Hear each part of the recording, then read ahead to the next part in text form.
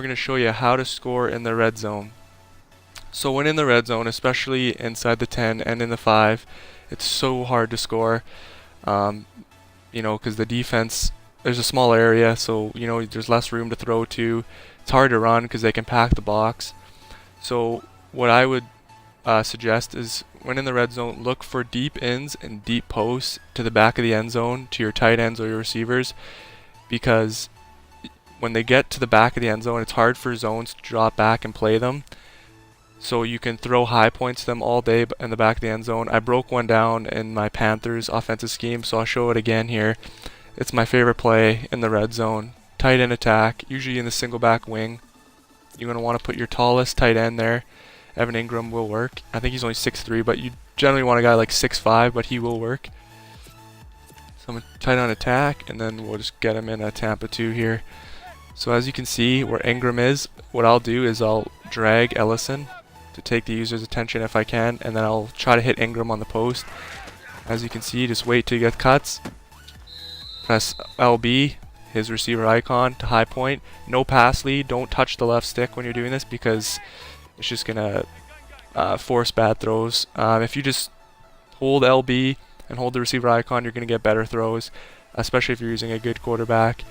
Just show you again. Right when he cuts, throw it. And then when I hold Y or A, doesn't matter as long as he gets his feet down.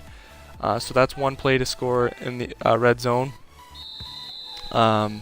There's another play I like to run, and it's usually in a Y trips offset or a Y trips look, and the play is Y corner, because that corner route you can attack the back right side or the back left side of the end zone.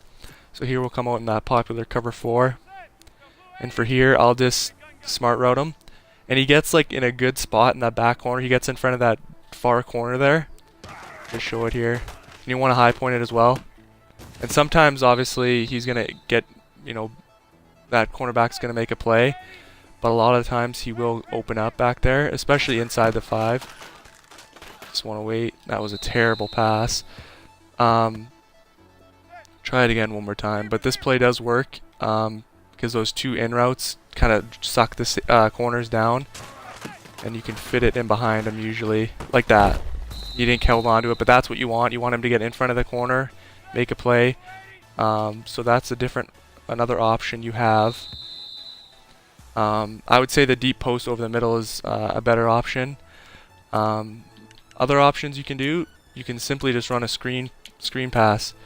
So you can run this wide receiver screens, especially if they're in zone, like in Madden, you don't really want to run it. But say they're in a cover 3, you can run a screen play and just hope that they block for you. Sometimes they will, sometimes they won't. That's why so we can move it back here even, because you can even run this, inside the 20, inside the 10. Just need your blocks to set up, guys, to hold their blocks. Obviously the Patriots defense is pretty good, but it does work. So that's another option. You can even, if you have someone fast, you can even run a QB draw. Sometimes they work. And if they're in man-to-man, what you can do, because if you come out in like an I form, they might think, oh, he's definitely